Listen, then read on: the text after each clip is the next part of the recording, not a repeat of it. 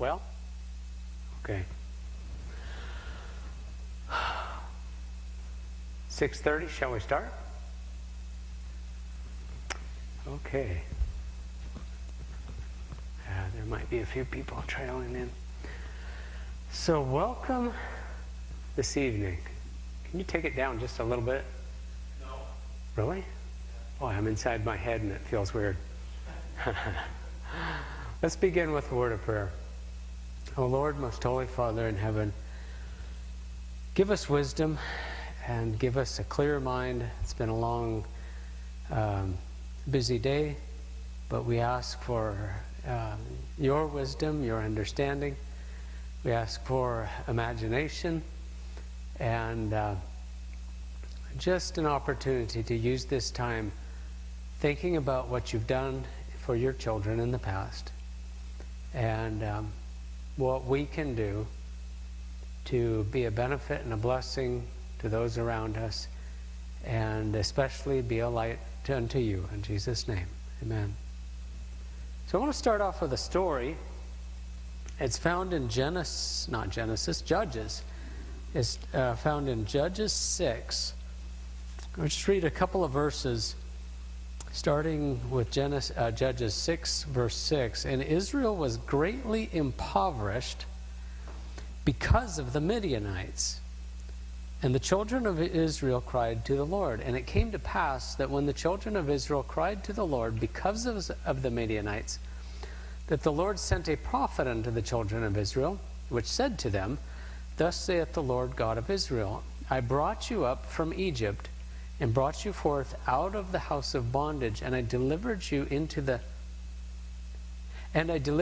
out of the hand of the Egyptians, and out of the hand of all who oppress you, and drove them out before you, and gave you this land. And I said unto you, I am the Lord your God. Fear not the gods of the Amorites, in whose land ye dwell. But you have not listened or obeyed my voice. And as I was reading that made me think, so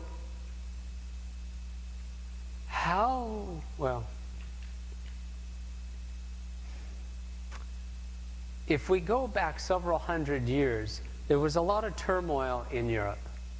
There was a lot of societal upheaval and a lot of religious intoleration, profoundly so. And it just so happened to be about that time in the early 1600s that people found, now this wasn't, I realize, an empty land, but there were very few native tribes as far as population goes here in the land. They did cover the continent. But this was a fairly new land, as it were, that people came to escape the tyranny, the bondage of what Europe was going through. And it kind of made me think about what God did for these people back then. It's like, He kind of did that for us too. The notion that people came to this country to flee the trials, the persecution that was happening over in Europe. But I want to end with one more verse, verse 11. And there came an angel of the Lord and sat under the oak, which was at Orpah, which pertained unto Joash the Abazirite. And his son Gideon was threshing wheat by the winepress to hide it from the Midians. And the story goes on about Gideon from there. So what was Gideon doing? He was threshing wheat. Where was he threshing wheat? By the winepress. Why was he doing that? The winepress tended to be near the vineyard, right? The wheat fields tended to be somewhere else.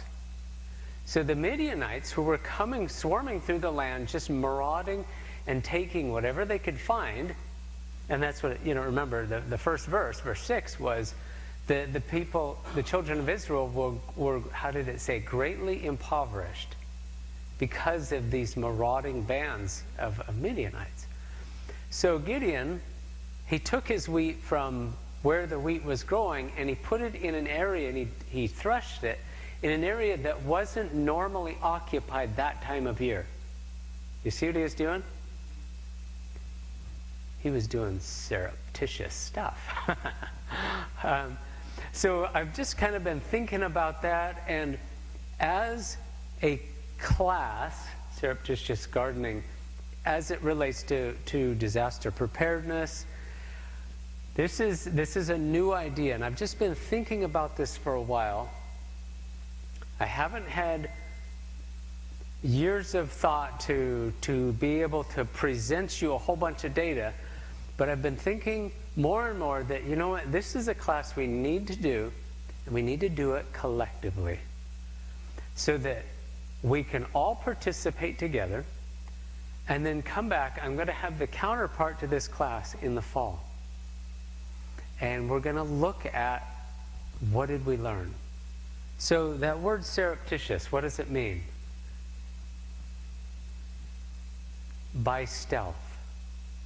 So where I got this idea was, have you noticed around this area there are a lot of wild fruit trees, especially apple. So there's more wild apple trees just growing along the river, growing along the side of the road. And there are many of these trees that I've picked apples from because nobody else picks them.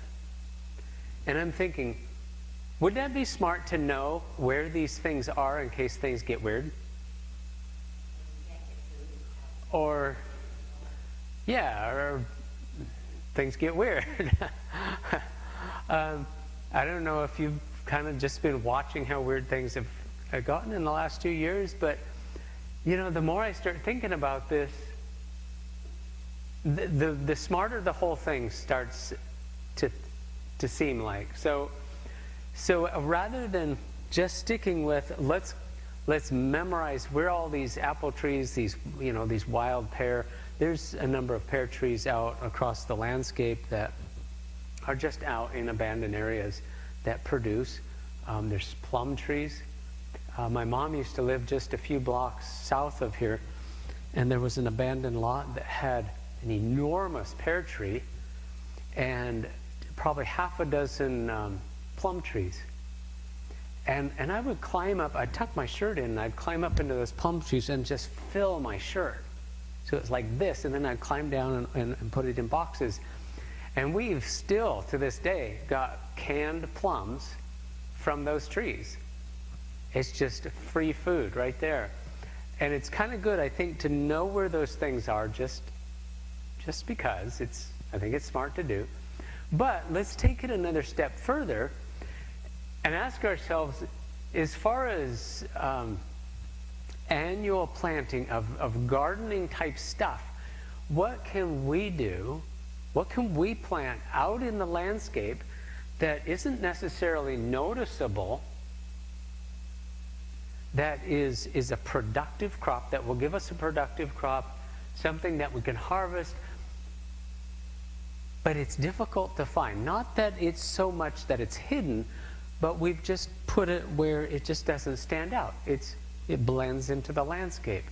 I think one of the best successes of this is going to be, for instance, potatoes. Not very many creatures like to eat potato plants. It doesn't produce shiny red things like tomatoes on the top of it that people would be able to recognize. You know what I'm saying? It's just a green plant.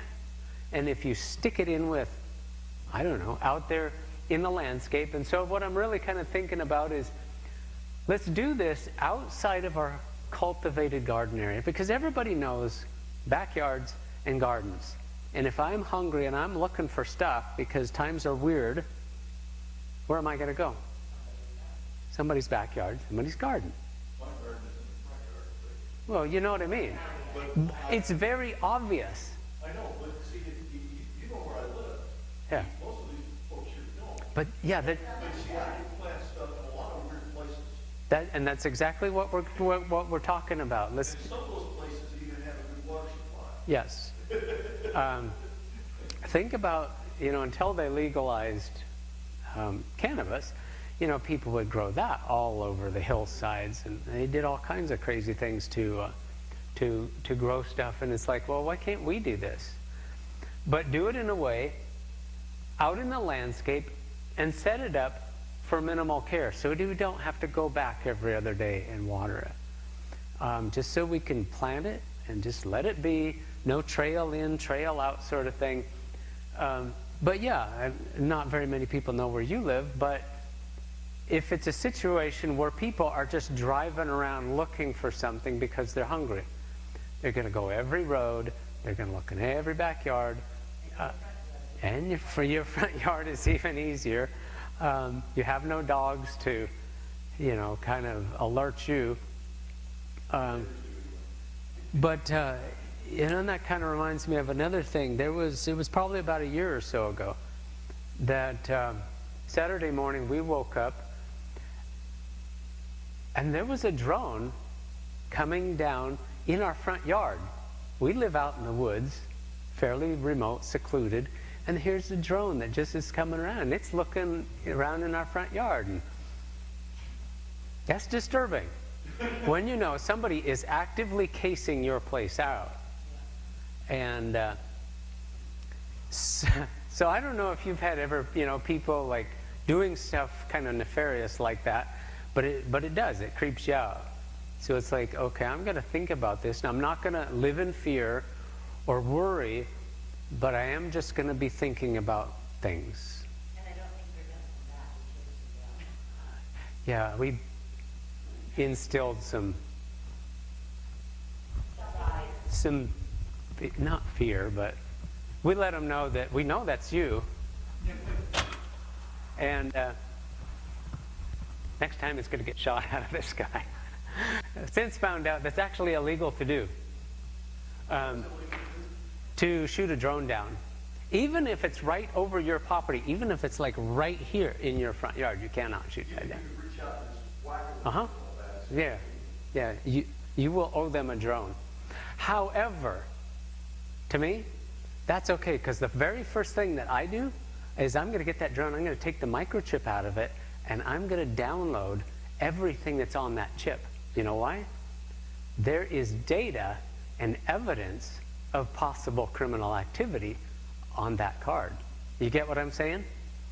And then I'm more than willing to buy them a drone or give them their drone back, because I've got evidence that would be profoundly valuable in a court case. So anyway, I'm going off on a tangent there.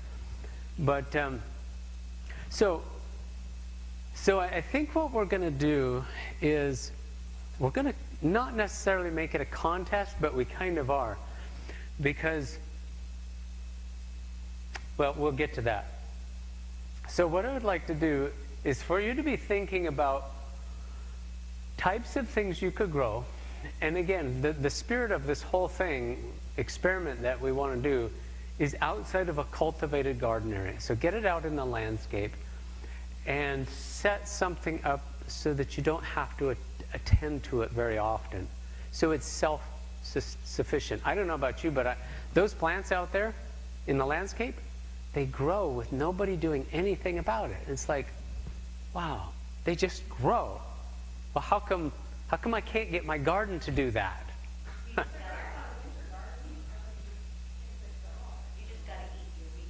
Yeah, got to eat your weeds, yes.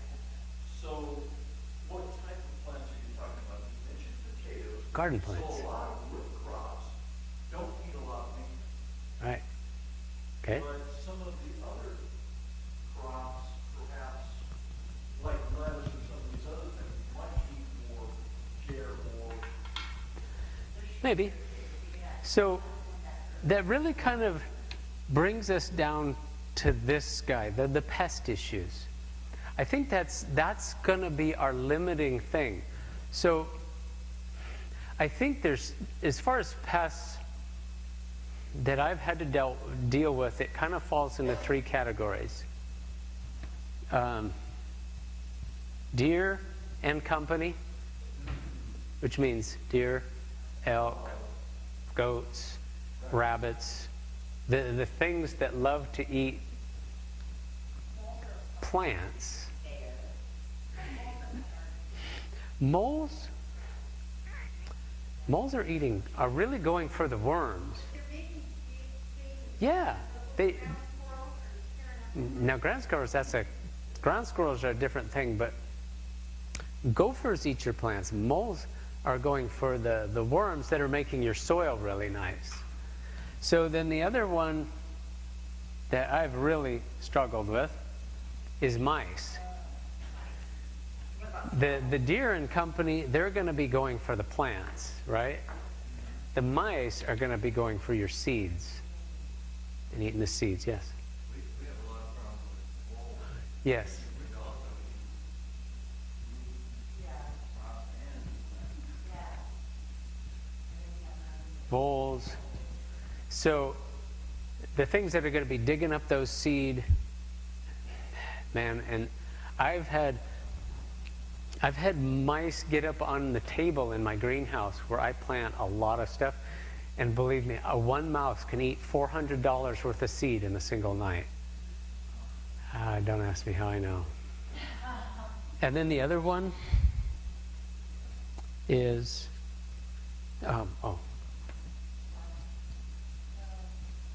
slugs.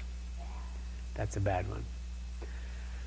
So, you know, there are, I'm sure, other things, but these three are the biggest ones that I've had to really deal with. So, if you were to do a garden out in the landscape, let's think about this.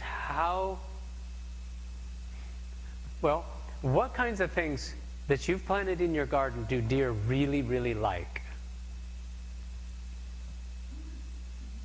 Anybody?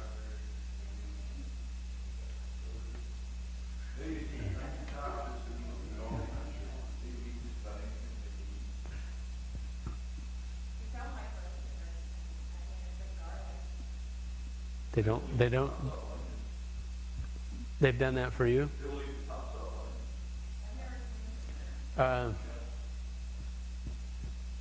They wipe out the raspberries. How about carrots? They'll eat carrots, really.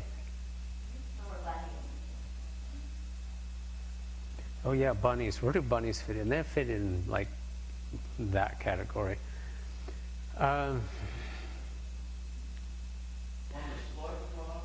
Yeah. what about copper wire in the area? Have you done it successfully? I have done some copper, found that copper is what you want. Eggshells would do. Eggshells are noticeable. Yeah, but, Coffee grounds? The acidity, probably? I have no idea. Yeah. I've known people to use crushed hazelnut shells. That cuts the barley, but Really?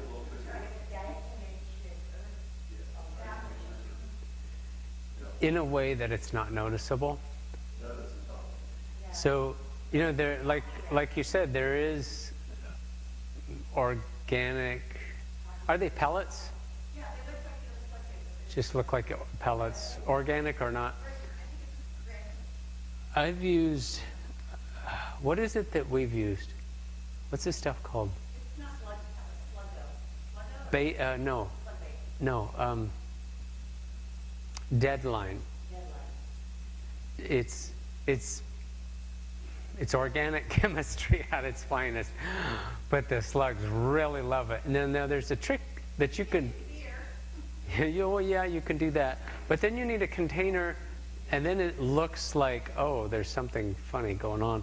But what you can do, what we've done, so that we're not putting organic chemistry on our garden dirt, what we did with the Deadline was we took a piece of wood and we put it on the wood, because it's a kind of a gel. We put it on the wood and then turned the wood over, so it's not really touching the ground, but it becomes a harbor that slugs love to go under it for the daytime, and then at night they come out. Well, they go under there and it's like, wow, look at all this dessert. And they eat it all, and they don't come out. And plus, putting it on the underneath side of a piece of bark or something, or wood, keeps it from getting washed away by the rain. Deadline. It's a type of slug bait that works really, really good. It's gray. It's kind of a gel material. But granules I've found work really well too, and you can get it in normal or conventional or organic. Well, the thing about the coffee grounds is you can get them at coffee places, and that kind of Blends in. It would blend in. yeah, blends in better. So, And I think coffee grounds are good for your gardening.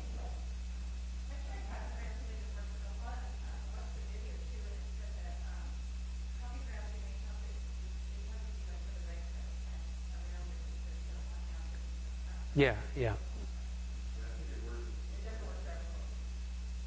So, yes. They probably do. Yeah, they probably do, but you're going to have pretty flowers out in. I don't know. Like, for, you would put them in with like your tomatoes and cucumbers and stuff, and it's supposed to help the buds that by first time. Kind of companion planting. She's got the book on companion planting. I haven't read it too much. I do know, what was it that I kind of had fun. We kind of had this thing about companion planting being stuff. It's something we just play with. But anyway, there is some absolute truth to it, because we planted. What did we plant? It was cauliflower. We planted a triple row of cauliflower, probably about from A to U long, and in half the row, we interspersed leeks.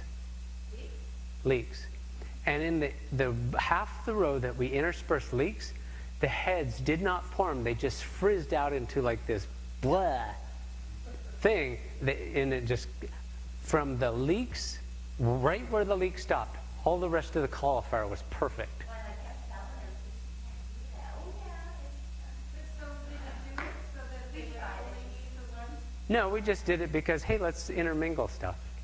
Let's just see, let's just intermingle it. So it's like, woo, that definitely showed all of the cauliflower just did not work if the leeks.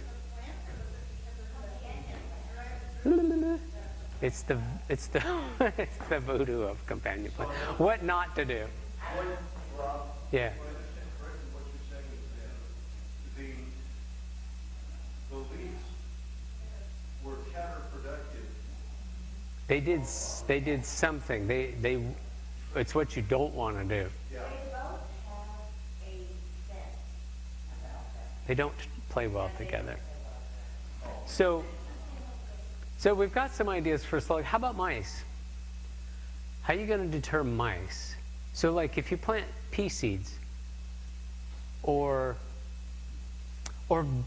beans or corn, how are you going to keep mice from digging it up? I've been thinking about this a little bit. You can start it with starts. Beans and peas and corn have a very, very dominant taproot. And what happens when you start it, that taproot comes out and immediately goes to the bottom of your pot and then does this, right? Unless you catch it in time before that taproot starts winding at the bottom of the pot. If you break that taproot or disturb it, it starts slowing down and stunting the growth of the plant. So if you do this little experiment, start some plants, let's say corn, in little pots. At the same time, go out and plant the corn seed directly into the ground. And you'll find there'll be a difference in how they turn out, even though these guys are going to come up quicker. They're in the greenhouse maybe. They're ready to go, and they're actually put in the ground as a transplant. Those will oftentimes lag behind the plant that comes up later, but that's undisturbed in the ground, because that dominant taproot gets damaged. So yeah, maybe there are some things that would be good to transplant, sprout and then transplant, put out in the landscape. But things that have that really fast-growing dominant taproot, not so well. I planted, for a friend of mine, I planted some peas probably about a month ago, and all of them got eaten by mice. So then now what I'm going to do is think about this. When a pea plant grows up and it's at full height, how big is the stem on that plant? 1/8 of an inch? It's very small, isn't it? I mean, it's not even the diameter of a pencil. So what I'm thinking about doing now with my experiment on mice is putting 1/2-inch wire mesh over my seeded bed. Because mice can't get through a 1/2-inch wire mesh. Are you sure? Try it.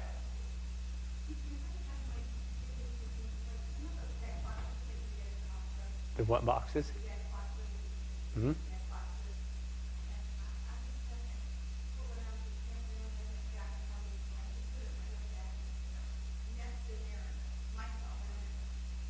So try it. I don't think I've had mice get through a 1/2-inch square. If that's worrisome, go 1/4-inch wire, wire mesh. Because okay, I wouldn't do it with corn because a corn stalk's going to get this big, so the wire mesh wouldn't necessarily work for corn. But I think if you planted your corn 3 to 4 inches deep, it will come up. And as long as that soil is fairly snug against it, I'm not sure a mouse. See, that's why we're all here and we're doing this grand experiment. We're going to try different things, and we're going to do what? We're going to take pictures and see what worked and report back. And collectively, we're going to learn way more than any one single person can learn in a summer. Yes? I've heard of using ashes with planting radishes, but I haven't, just because of bugs. Mm-hmm. But if you use ashes for anything else, I'll put, every few years, I'll put my ashes out in the garden. The landscape here in the Pacific Northwest tends to run slightly acidic because of all the debris that falls out of the trees and the amount of water we have. On the western side of the state, our soils tend to run acidic. So every once in a while, putting ash out there, which is going to bring the pH up just a tiny bit, because ash is very basic, just the opposite of acid. So it'll kind of balance the pH out a little bit.